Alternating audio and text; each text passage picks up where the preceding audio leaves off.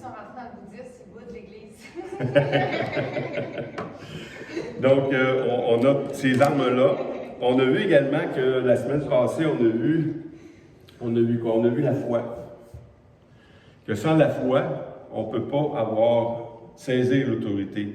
Parce que l'autorité de la foi se traduit en parole. La vie et la mort sont au pouvoir de la langue.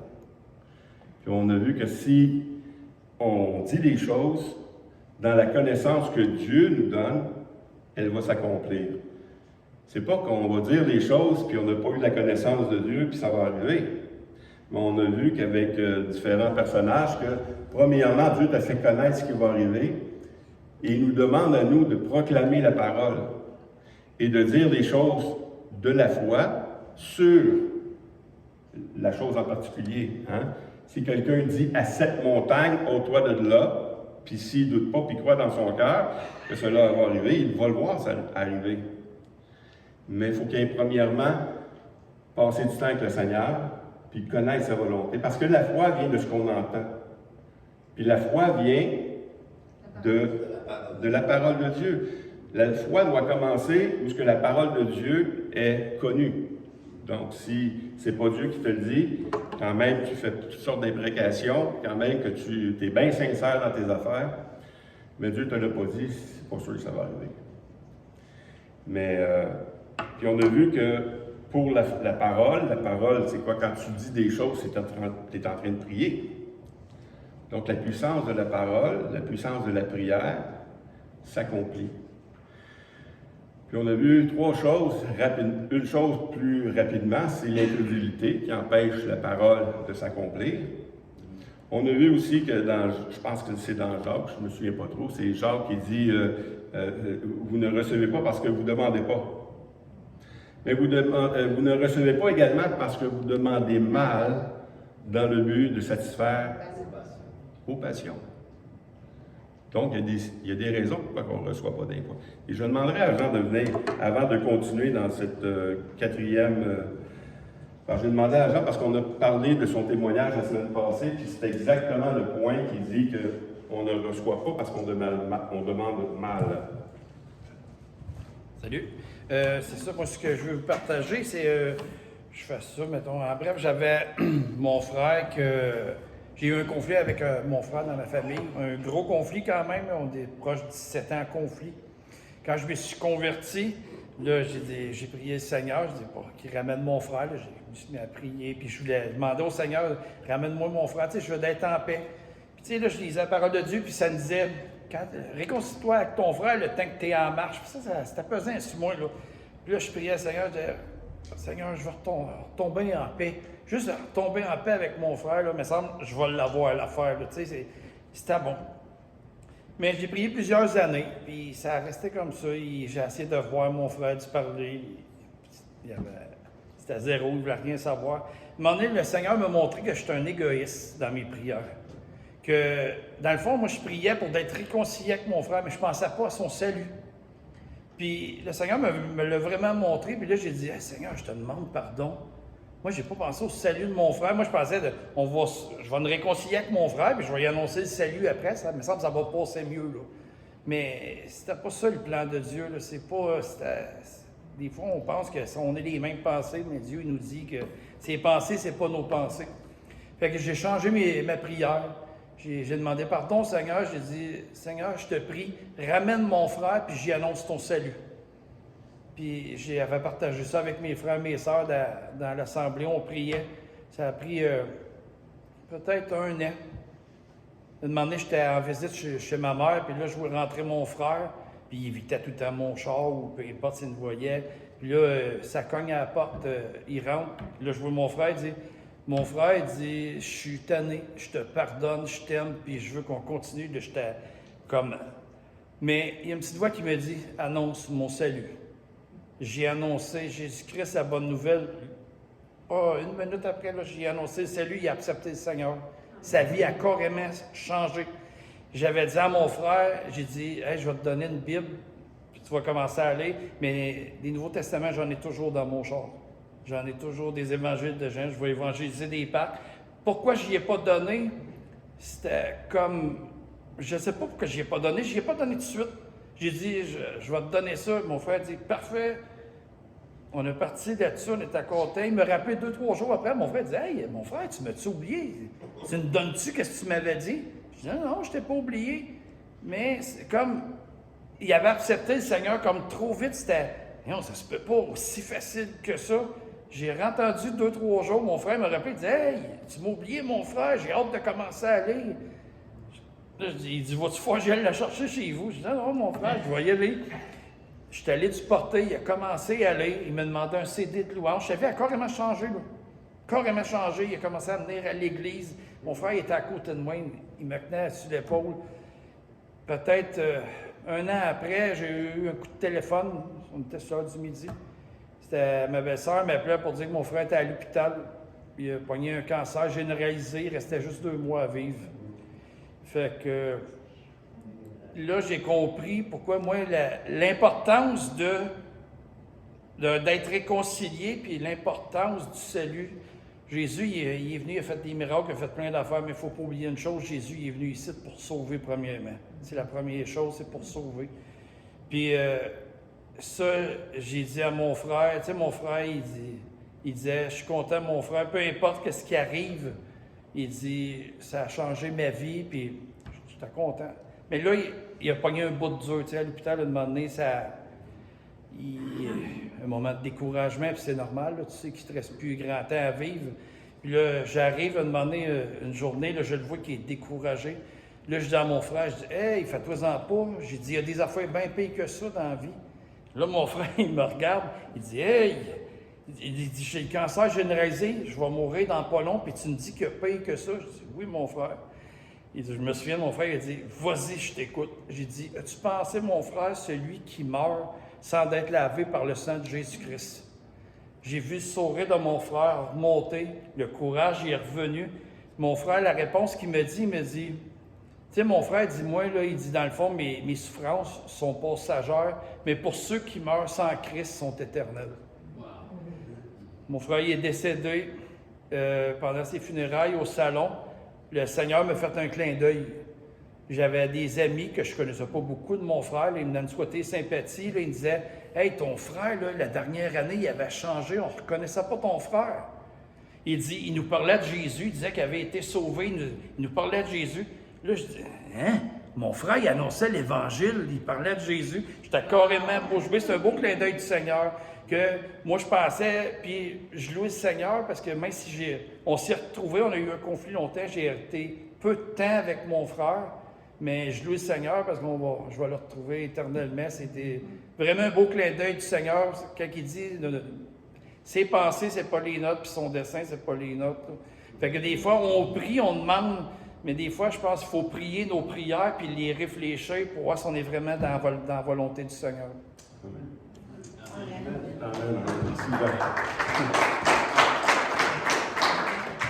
Donc, ça illustre bien que, oui, des fois, on manque, on doute, incrédulité, des fois, on ne prie pas.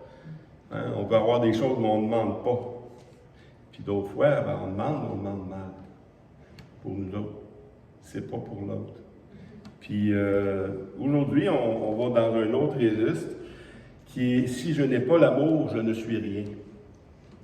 Dans le sens que si, j'ai beau dans le passage de 1 Corinthiens 13, Paul il dit « Quand même, j'aurai le don de transporter toutes les montagnes.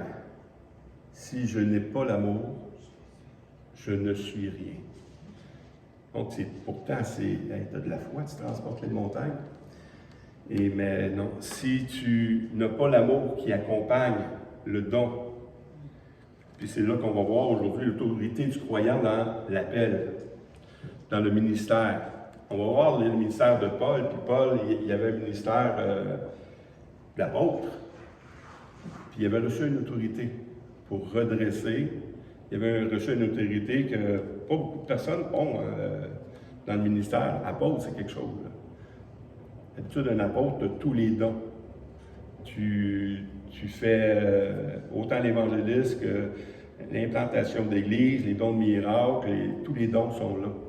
Et Paul, qui a reçu une autorité spéciale, il voulait le faire dans l'amour. Parce qu'il sait très bien que sans l'amour, j'ai rien. Je suis rien. Et on va voir 2 Corinthiens 10, 1 à 8. On va voir tout le passage, les 8 versets de 2 Corinthiens. Donc l'autre, juste à y aller à fur et à mesure. Moi, Paul, je vous prie par la douceur et la bonté de Christ. Moi, humble d'apparence, quand je suis au milieu de vous, et plein d'hardiesse à votre égard, quand je suis éloigné. Je vous prie, lorsque je serai présent, de ne pas me forcer à recourir avec assurance à cette hardiesse, dont je me propose d'user contre quelques-uns qui nous regardent comme marchant selon la chair. Si nous marchons selon la chair, nous ne combattons pas selon la chair, car les armes avec lesquelles nous combattons ne sont pas charnelles, mais elles sont puissantes, par la vertu de Dieu, pour renverser les forteresses. Nous renversons, par la vertu de Dieu, et renversons les forteresses. Nous renversons les raisonnements et toute hauteur qui s'élève contre la connaissance de Dieu. Et nous amenons toute pensée captive à l'obéissance de Christ. Nous sommes prêts aussi à punir toute désobéissance, lorsque votre obéissance sera complète.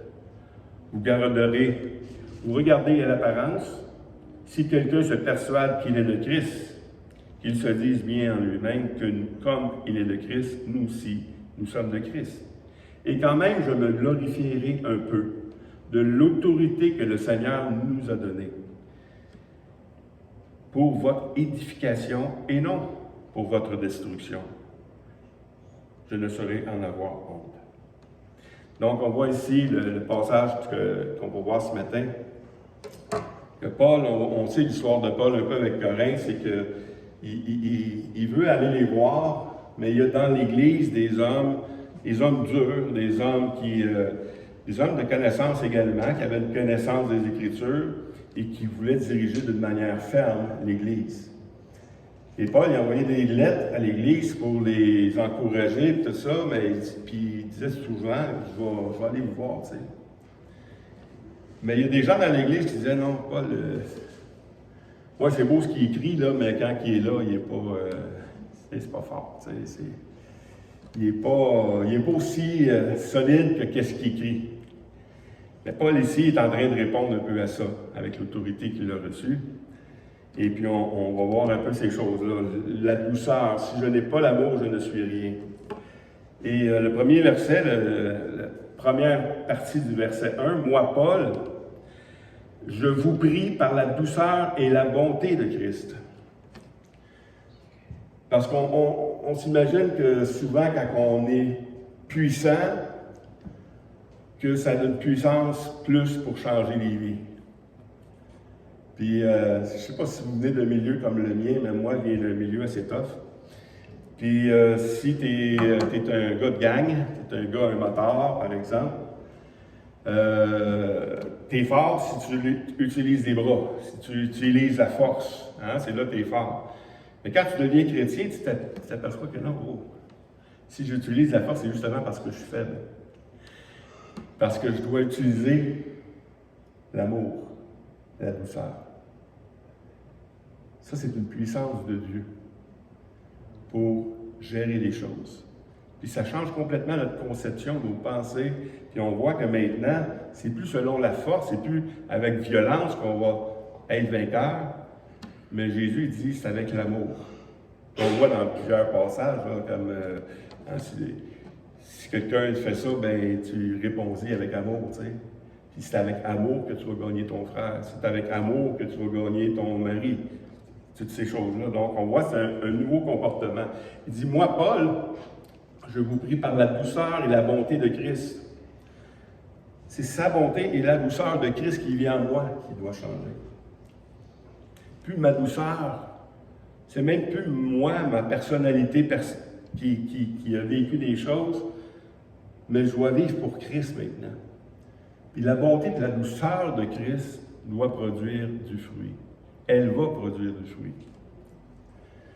On le voit également dans le prochain passage, dans Romains 2,4. « Ô méprises-tu les richesses de sa bonté, de sa patience et de sa longanimité, Ne reconnais-tu pas que la bonté de Dieu te pousse à la repentance? C'est la bonté de Dieu qui pousse à la repentance. Souvent, on prêche, on vient de prêcher sur une série sur l'Apocalypse et on voit que ceux qui sont sauvés, gloire à Dieu, mais ceux qui ne sont pas sauvés, ils vont passer un mauvais quart d'heure qui s'en vient. Quart d'heure assez long.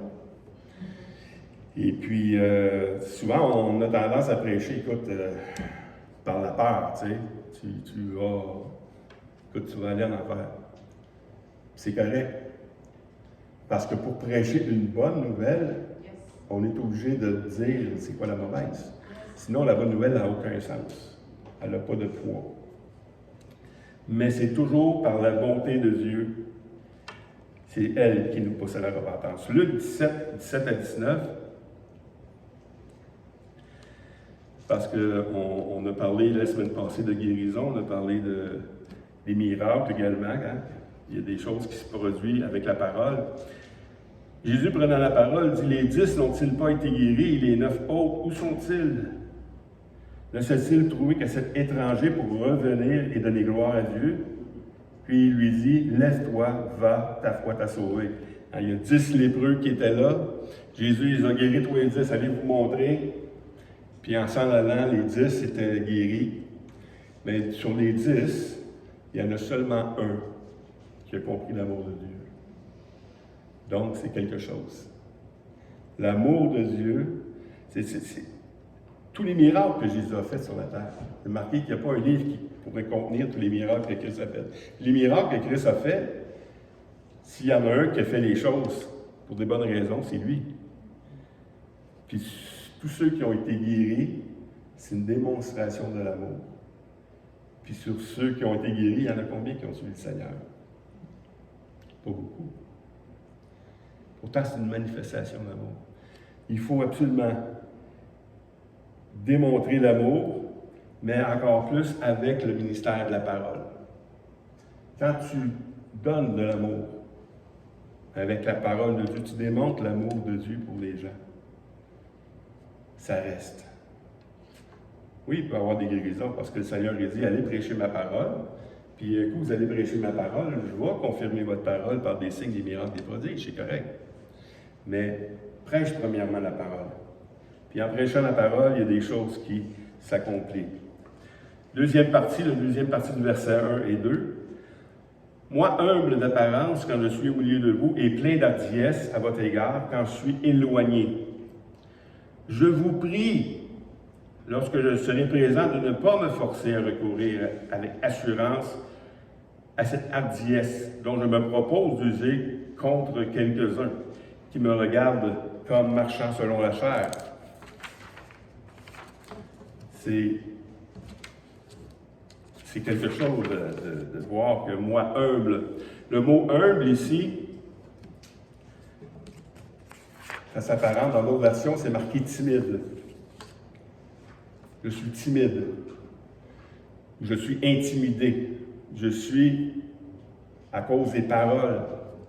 À cause aussi, des fois, il y a des gens qui parlent avec assurance. Quand on entend des bons prédicateurs là, qui prêchent avec assurance, puis ça rentre dedans, puis toi, tu prêches la parole. Qu'est-ce qui fait l'effet? Un va sûrement nourrir plus la chair que l'autre. On a l'expérience de ces choses-là. Parce que souvent, on veut emmener quelqu'un, puis oui, il prêche bien, lui, puis on veut... Mais finalement, c'est le résultat de ces choses-là qui fait que c'est-tu vraiment de Dieu? Ou c'est moi? Je voulais te compter mon témoignage, j'allais dans l'évangélisation, puis à un moment donné, tu as reçu tellement d'assurance dans l'évangélisation que tu prêches l'Évangile, puis tu vois le résultat aussi. Tu les as convaincus, c'est facile de convaincre les gens d'une bonne chose. Mais de la vivre, la bonne chose, il y a seulement le Saint-Esprit qui peut faire ça. Et puis, t'as beau prêcher la parole, puis comme je l'ai dit souvent, il y a au moins une centaine de personnes à qui j'ai prêché l'Évangile, minimum.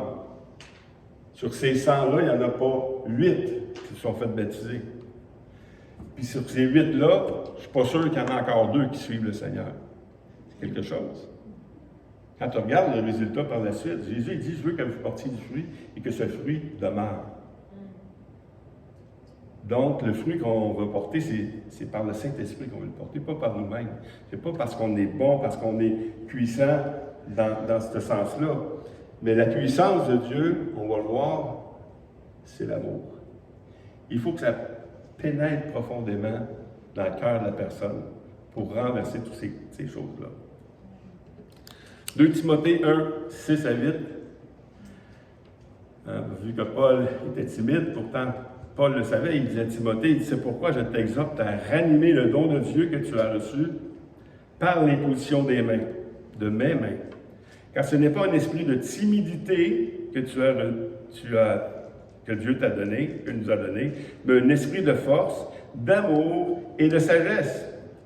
Si on a reçu un esprit pour faire le ministère, Paul le dit ici, c'est un esprit de force, d'amour et de sagesse. Ce n'est pas juste un esprit de force, c'est un esprit de force accompagné d'un esprit d'amour et un esprit de sagesse. Parce qu'on peut manquer de sagesse aussi. Hein? Paul dit, ne jetez pas vos perles au pourceau. Pourtant, on doit prêcher la parole. Il dit, ne pas jeter vos perles au pourceau. On doit développer une sagesse avec ça.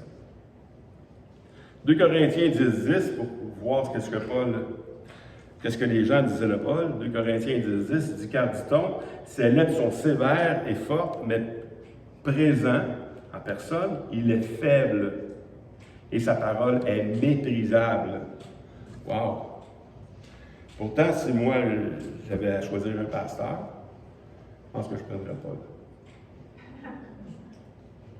Parce que Paul avait une connaissance. Lui.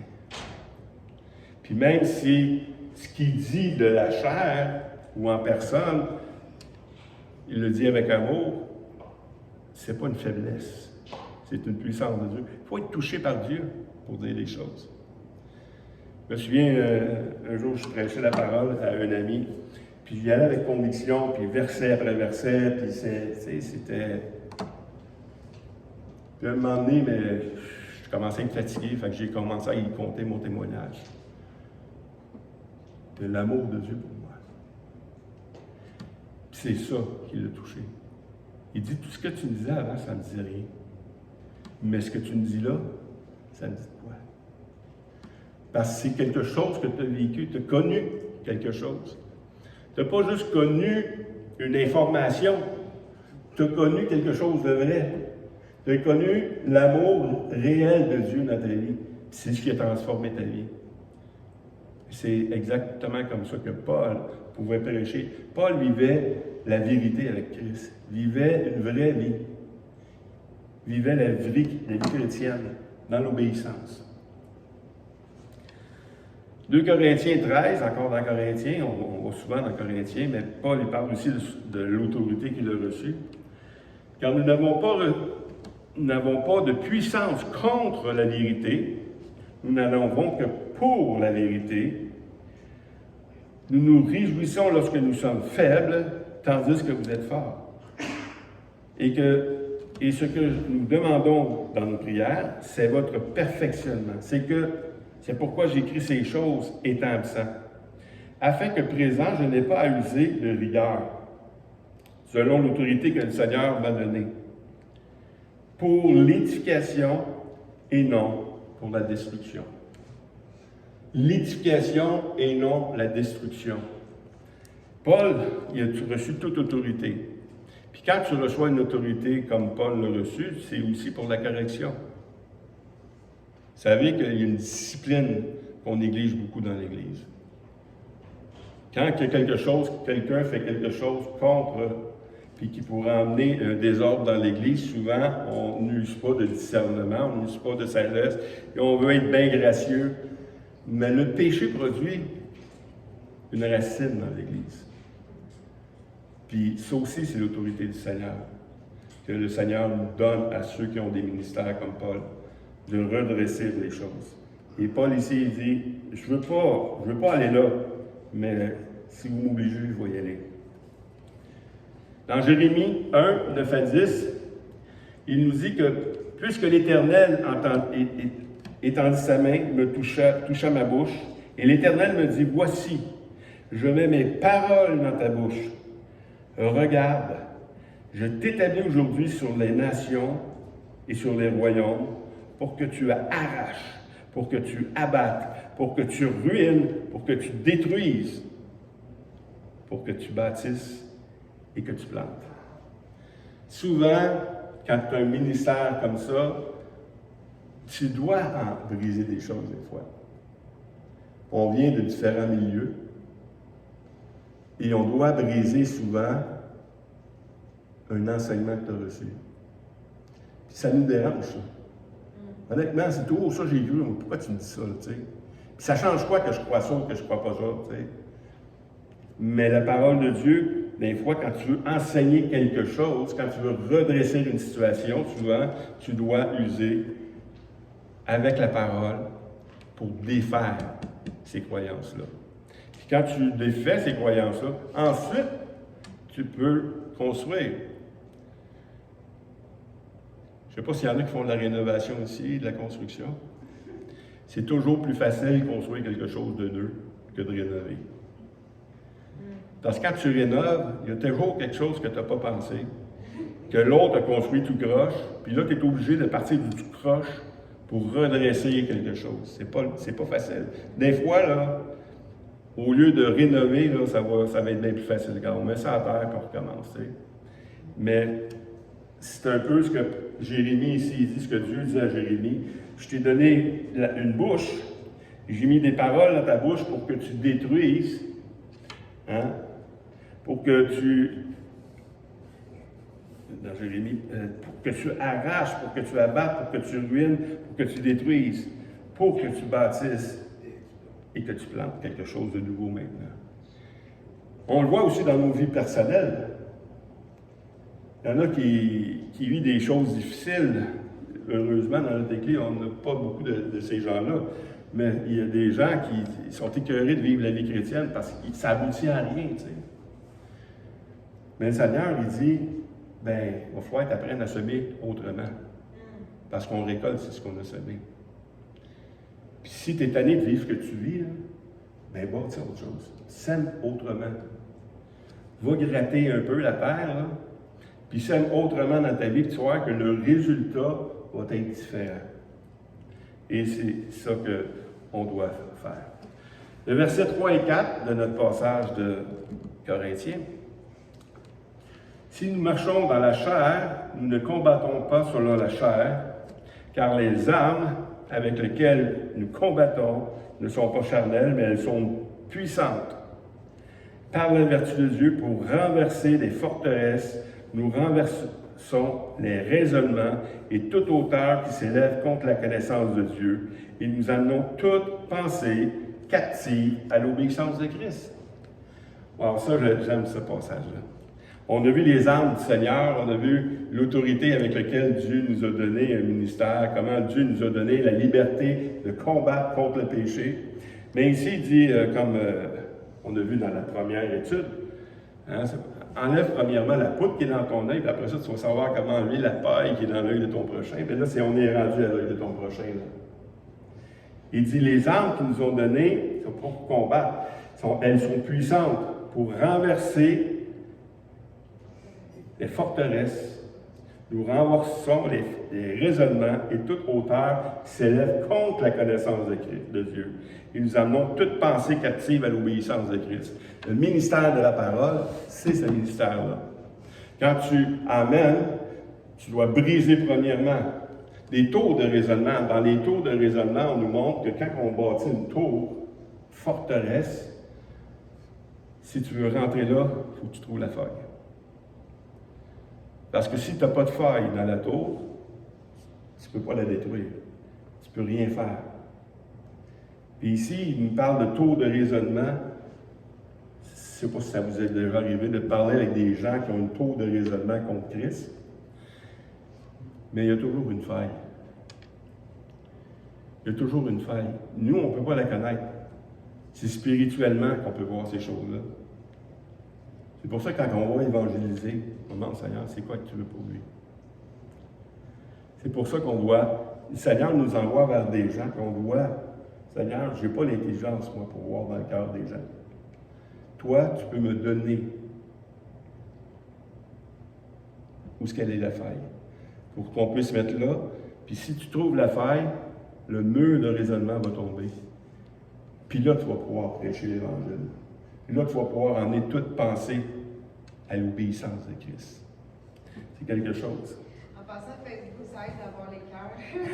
Ouais. Il y a beaucoup de choses qui nous aident à avoir des cœurs, mais le Seigneur, il connaît vraiment le cœur. Fait que même si on voit des gens qui vivent des choses, des fois on se dit, ouais, mais ça doit être ça qu'il a vécu. Mais avant de vivre ça, il a vécu d'autres choses. Hein? Souvent, on écoute des émissions, moi, ma femme, on aime bien ça, des séries policières. Puis il y a des. Souvent, les criminels, qu'est-ce qui est arrivé dans leur vie, les criminels? Ils ont vécu des choses bien plus profondes avant. Mais guéris ça, puis le reste, c'est là que tu brises le taux de raisonnement dans le monde. Mais spirituellement, c'est la même chose. Tu vas chercher la faille, et puis avec la parole de Dieu, là, tu peux emmener toute pensée à l'obéissance de Christ. 2 Timothée 2, 23, 25. Parce qu'on ne peut pas faire ça n'importe comment. Repousse les discussions folles et inutiles. Les discussions folles et inutiles, premièrement. On veut avoir raison.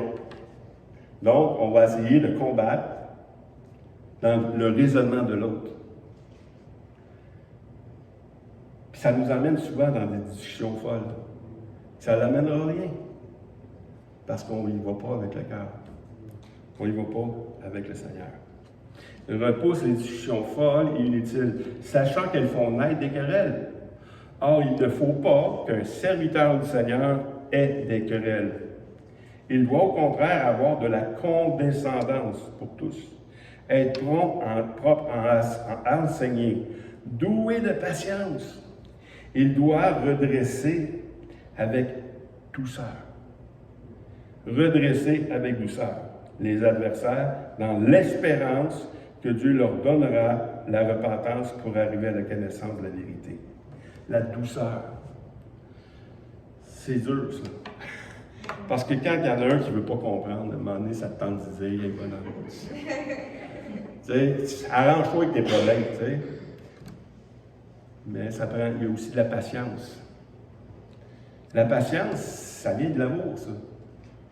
Si tu n'as pas de patience, oui. Je me disais, là, Dieu, il ne pardonne pas ceux qui ne croient pas, là. Mais moi, il faut que je pardonne. Il me demande quelque chose que oui, je ne fais pas.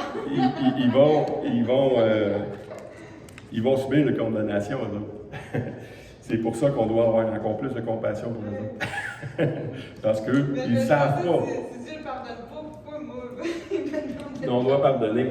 Pas pardonner dans des choses nécessaires, mais on doit comprendre que si Dieu n'intervient pas dans la vie des gens, il n'y a aucun espoir. Il n'y a aucune... Écoutez, comparez votre vie avant d'être chrétien, là, et à celle que vous êtes chrétien. Avec quel raisonnement? On raisonne avec le raisonnement du monde. Puis on pense que c'est correct, là. Tu sais, moi, la manière dont j'ai élevé mes enfants avant d'être chrétien, je pensais que c'était la meilleure du monde, tu sais, c'est pas... Mais tu t'aperçois que non, c'est pas... Quand tu deviens chrétien, tu changes ton raisonnement, tu changes la manière de penser. Fait que ceux qu'on évangélise, on ne peut pas leur en vouloir de penser comme le monde. Tu sais? Je dis souvent en blague à mes petits-enfants, arrête d'agir comme un bébé. Ils ont 1 an et demi, c'est à peu près. Je le dis en blague, parce que je le sais, c'est un bébé. Il va agir comme un bébé. Mais des choses, des fois, qu'on parle avec le monde, puis tu as une discussion avec des chrétiens, puis après ça, tu t'en vas d'une discussion avec le monde, tu te dis comment ils peuvent arriver à des raisonnements comme ça? Ça n'a aucun sens. Mais si le Seigneur ne vient pas agir, c'est pour ça qu'il faut agir avec amour, pour lui démontrer l'amour, premièrement. Éphésiens 4. Oui? Il y a quelqu'un qui veut dire non? Ok, c'est bon. Éphésiens 4, 15 à 16. Mais que professant la vérité dans la charité, qui est l'amour, nous croissions à tout égard en celui qui est le chef Christ. C'est de lui, grâce à tous les liens de son assistance, que tout le corps bien coordonné et formant un solide assemblage, tire son accroissement selon la force qu'il convient à chacune de ses parties, et s'édifie lui-même dans l'amour. On doit professer la vérité dans l'amour. Et puis, c'est vrai avec le monde du monde, mais c'est vrai aussi envers les chrétiens. Puis moi, personnellement, j'ai moins de patience avec les chrétiens qu'avec le monde. C'est dans le sens que tu es supposé connaître la vérité, mon homme. Il y a une couple de tapes qui se perdent des fois parce que tu dis, écoute, l'as-tu lu ta parole? T'as-tu découvert quelque chose en Jésus-Christ, ou tu as juste reçu son salut puis tu continues à vivre comme le monde dans le monde, c'est selon ta chair. Mais on doit, ici, le contexte, c'est le corps de Christ. On doit, oui, Jean? Moi, qu'est-ce que, mettons, je trouve full bénéfice dans ce texte-là, c'est que le Seigneur, il veut qu'on annonce, mais il travaille aussi en dedans de nous, en tant que serviteur. Il y a toujours, on s'édifie nous-mêmes en annonçant la parole, que le Seigneur travaille.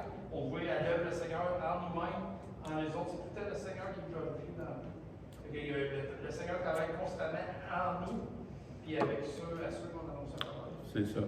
Parce que ici, dans le corps, il dit qu'on est membres les uns des autres, mais dans le corps de l'Église, on est des disciples aussi. Les disciples, vous savez, c'est quoi des disciples? Des suiveurs. C'est quelqu'un qui veut suivre une discipline. C'est comme les arts martiaux. Hein? Les arts martiaux, c'est quoi? Il y a un maître qui est là, puis qui a développé son art de combat. Puis dans ses disciples, il y a des enseignants. Puis dans les enseignants, ils doivent apprendre à d'autres à être, comment combattre, puis comment arriver à une maturité, ceinture noire, je ne sais pas combien de dames. Hein? C'est ça. Et en Jésus-Christ, c'est un peu la même chose. On est appelé des disciples, on n'est pas tous des ceintures noires. Puis bien souvent, la différence dans l'Église, ça arrive souvent dans des vieilles églises, c'est que on a atteint un certain niveau de maturité. Et puis quand on voit un jeune qui arrive puis qui vit tout croche encore puis qui n'a pas compris la moitié de l'Évangile, on peut faire bien du dommage. Puis là, es-tu vraiment sauvé? Même aller jusqu'à faire douter de son salut, faire l'œuvre du diable finalement. C'est le diable qui vient faire douter du salut.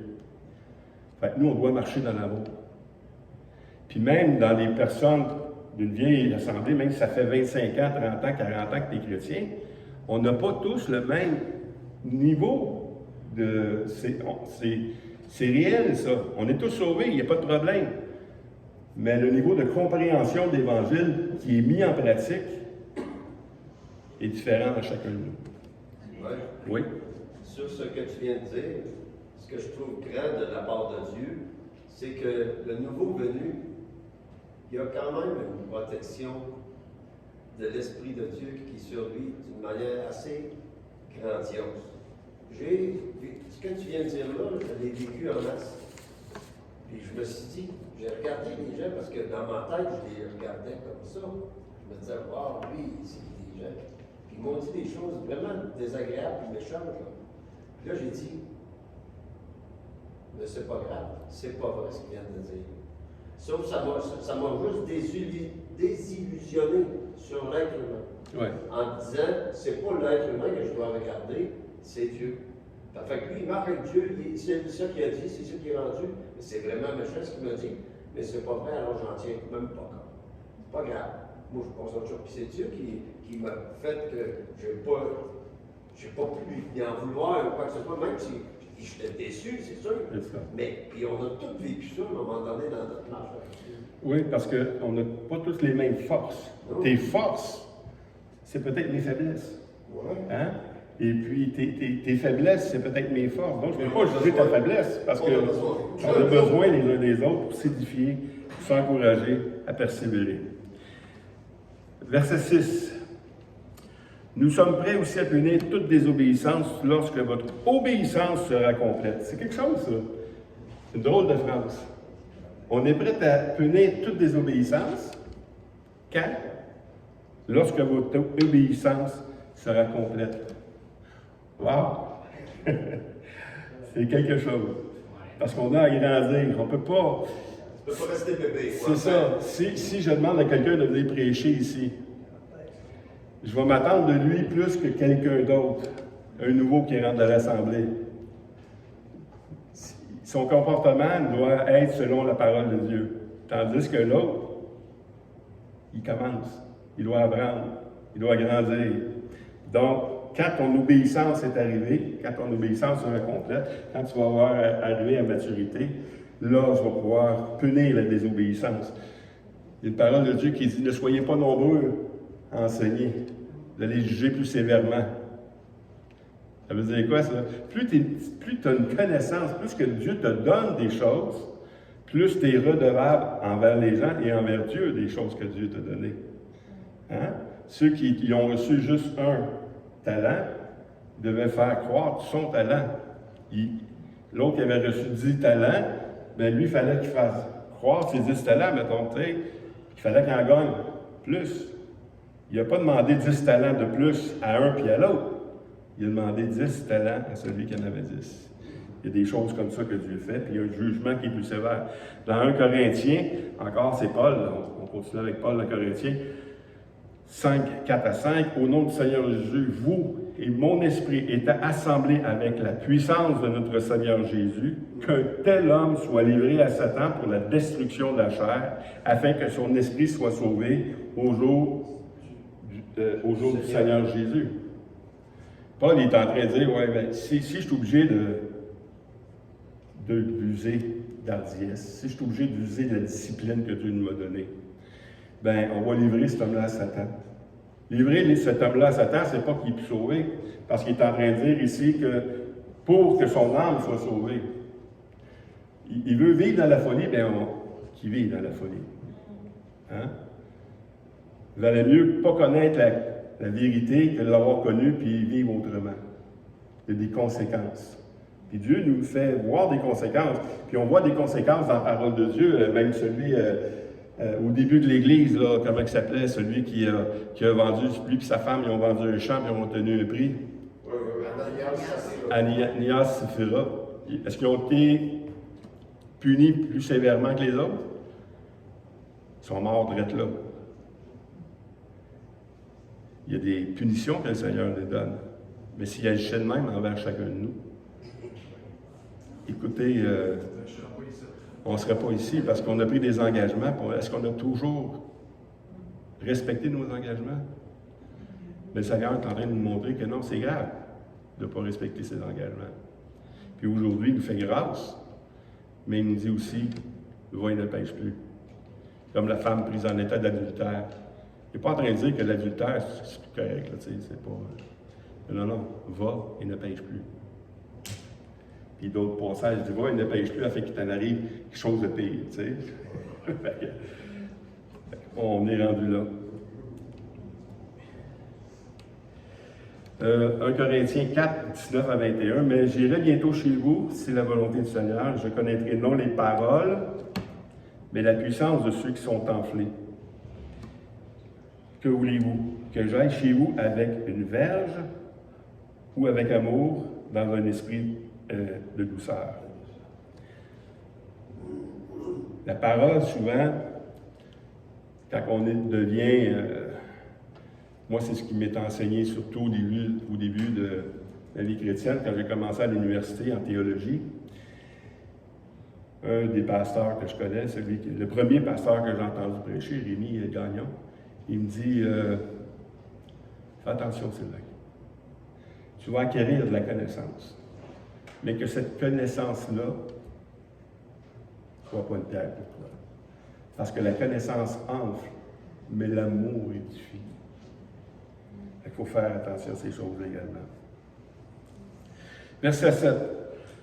Vous regardez à l'apparence, si quelqu'un se persuade qu'il est de Christ, qu'il se dise bien en lui-même que comme il est de Christ, nous aussi, nous sommes de Christ. On voit souvent de ces jours-ci des division dans l'Église. Il y a des gens qui partent à un moment donné de l'Église, sinon l'Église n'évangélise pas assez, fait que moi je vais me consacrer à l'évangélisation, je vais aller prier pour les gens qui reçoivent la guérison, puis on va en faire des disciples, on va les faire suivre qu'est-ce qu'on a fait nous autres, ça qu'on sort de l'Église, on fait de l'évangélisation, fait que maintenant toi tu vas prier pour les guérisons, puis tu dois faire des choses comme ça. Il y a des gens qui parlent avec une arrogance. Le Seigneur a fait l'Église d'une manière à ce qu'on suive. Il y a une importance. Dieu a donné des dons aux hommes. Apôtres, prophètes, tout ça, les enseignants, pour le perfectionnement des saints en vue de l'œuvre du ministère. Donc, si tu n'es pas appelé, ou si l'Église ne reconnaît pas tes dons, pose-toi des questions. Si l'Église ne reconnaît pas tes dons, va pas là, puis pars comme ça. Tu te nuis. Le Saint-Esprit travaille toujours avec l'Église. Il a dit, mettez-moi à part, pas les Barnabas, pour l'œuvre à laquelle il les a appelés. Donc, il y a une constance comme ça qui est là, et on doit travailler là-dedans. Paul, ici, il dit, oui, il y en a qui disent, ouais, ben c'est ça être chrétien. Ben, Paul, il dit, comme vous pensez être chrétien, nous autres ici, on pense qu'on est chrétien. Nous aussi, nous sommes de Christ. Mais comment qu'on reconnaît qui est de Christ? Jean 13, 34 à 35. Je vous donne un commandement nouveau, c'est Jésus qui parle. Aimez-vous les uns les autres, comme je vous ai aimé. Vous aussi, aimez-vous les uns les autres. À ceci, tous connaîtront que vous êtes mes disciples, si vous avez de l'amour les uns pour les autres. C'est l'amour. C'est pas l'arrogance, c'est pas la rébellion qui fait qu'on est des chrétiens. C'est l'amour qu'on a les uns pour les autres. Sans l'amour, je ne suis rien. 1 Corinthiens encore, 8, 1 à 3. On l'a lu tantôt, pas besoin. On va continuer, on va passer à l'autre. C'est que l'amour édifie, la connaissance enfle, mais l'amour édifie. Verset 8. Quand même, je me glorifierai un peu trop de l'autorité que le Seigneur nous a donnée pour votre édification et non votre destruction. Je ne saurais en avoir honte.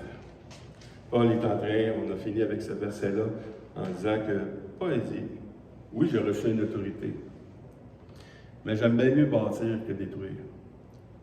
Paul, son ministère, on le voit dans Corinthiens, il dit, je vais aller bâtir où ce que personne d'autre a bâti. Beaucoup plus facile. Ça semble plus dur. Parce que Christ n'a pas été évangélisé. Il n'y a pas de chrétien là encore. Mais quand tu pars sur une bonne base, c'est facile après. Tu n'as pas à détruire les faux enseignements qu'ils ont reçus. Mais souvent, dans le monde chrétien, on doit débâtir avant de bâtir. Et c'est un peu la conclusion qu'il donne ici. Il dit, Seigneur, j'aime mieux pour l'édification et non pour la destruction. Parce que ce n'est pas le fun de briser des choses. Mais qu'est-ce qui vient du Seigneur va demeurer. On a vu ici, dans cette 4e étude, l'autorité du croyant par rapport au mandat qu'on a reçu, ou que des hommes de Dieu ont reçu. On a tous une responsabilité dans le corps de Christ. Chacun de nous a reçu un don pour le mettre au service des autres. Puis ce don-là, il doit se mettre en activité de 3 manières. Dans Romains 1, 15 à 16. Ainsi, j'ai un vif désir de vous annoncer aussi l'Évangile à vous qui êtes à Rome, car je n'ai point honte de l'Évangile. C'est une puissance de Dieu pour le salut de quiconque croit, du juif premièrement, puis du grec. Donc, le ministère ou le mandat, ça va s'accomplir dans la puissance. Dans la puissance ici, c'est l'Évangile. L'Évangile, ça a une puissance. Deuxièmement, dans Acte 1:8, il nous dit que vous recevrez une puissance, une deuxième puissance, le Saint-Esprit survenant sur vous, et vous serez mes témoins à Jérusalem, dans toute la Judée, dans la Samarie et jusqu'aux extrémités de la terre. Non seulement on a la puissance de l'Évangile, mais on a la puissance du Saint-Esprit aussi, c'est avec lequel on fait le ministère. Et celle qu'on vient de voir dans 1 Corinthiens 4:20, car le royaume de Dieu ne consiste pas en parole, mais en puissance. Puis on vient de voir que la puissance que Paul parle ici, c'est l'amour. Donc la parole, l'esprit et l'amour. Dans le ministère que Dieu nous donne. On va voir la dernière la semaine prochaine. l'autorité du croyant dans l'évangélisation. C'est tout. Aussitôt que tu reçois un mandat, tu reçois l'autorité qui vient avec. Et la sagesse qui vient avec. Et puis, j'aimerais demander à Hélène de venir ici parce que si je n'ai pas l'amour, je ne suis rien. Puis le mandat premier aux chrétiens, c'est tu n'as même pas besoin d'être de ministère principal dans l'Église. C'est que tous les chrétiens ont reçu le ministère d'évangélisation. Ce n'est pas le don d'évangélisation aussi qu'on parle. Le don d'évangélisation, c'est autre chose. Mais le ministère d'évangélisation, c'est quelque chose, c'est quelque chose de commun qu'on a ensemble. Le Seigneur a dit d'aller faire de toutes les nations des sauvés. Ça. Ah, des disciples. On commence par les sauver. Mais il faut en faire des disciples. Les disciples se forment pas juste d'après la chair. Se forment les mercredis, se forment dans nos relations, se forment dans chacune de nos expériences à nous. On s'édifie nous-mêmes dans l'amour. On a tous ce mandat-là.